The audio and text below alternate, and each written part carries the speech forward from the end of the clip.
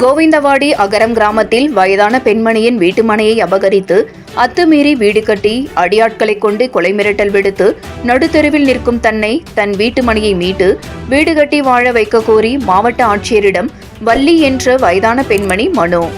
காஞ்சிபுரம் மாவட்ட ஆட்சியர் அலுவலகம் மக்கள் நல்வாழ்வு மைய கூட்டரங்கில் இன்று திங்கள்தோறும் நடைபெறும் பொதுமக்களிடம் மாவட்ட ஆட்சியர் மனு பெறும் நாளில் மாவட்ட ஆட்சியர் திருமதி கலைச்செல்வி மோகன் அவர்களிடம் கோவிந்தவாடி அகரம் புதிய காலனி பகுதி ஆதிதிராவிடர் சமூகத்தைச் சேர்ந்த குப்பன் என்பவரது மனைவி வள்ளி என்ற வயது முதிர்ந்தவர் கோரிக்கை மனு வழங்கினார்.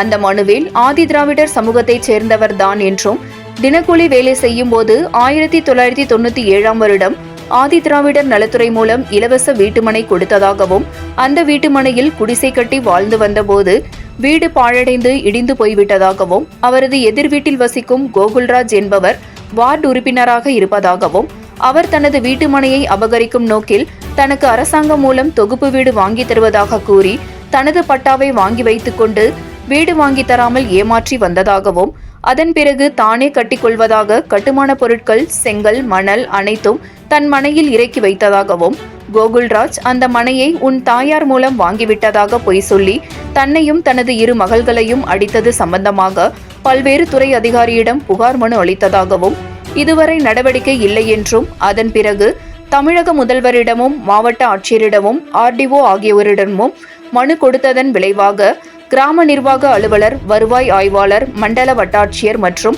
வருவாய் கோட்டாட்சியர் விசாரணை செய்துள்ளனர் என்றும் எனவே அரசியல் பலம் பணபலம் அதிகார பலம் கொண்டு தன் வீட்டு மனையை ஆக்கிரமித்து ஏமாற்றி வீடு கட்டி தனக்கும் தனது மகளுக்கும் அடியாட்கள் மூலம் கொலை மிரட்டல் விடுத்து தன்னை நடுத்தெருவில் நிற்க வைத்த கோகுல்ராஜ் மீது உரிய நடவடிக்கை எடுத்து தனது வீட்டு மனையை பெற்றுத் தருமாறும் தன்னுடைய மனையில் வீடு கட்டி வாழ வழிவகை செய்யுமாறு கோரிக்கை மனு வழங்கியுள்ளார். மேலும் இது சம்பந்தமாக வள்ளி அவர்களின் மகள்கள் காமாட்சி மற்றும் மாரியம்மாள் ஆகியோர் பேட்டியும் அளித்துள்ளார்கள். இந்த நிகழ்வின் போது மாவட்ட வருவாய் அலுவலர் சே வெங்கடேஷ் மற்றும் பல்வேறு அரசு துறை அதிகாரிகளும் உடனிருந்தனர். 7 Green நியூஸ் செய்திகளுக்காக காஞ்சிபுரம் மாவட்ட செய்தியாளர் எஸ் சதீஷ். லோன் வாங்கி கொடுங்கன்னு எங்கள் அம்மா கேட்டுருக்குறாங்க.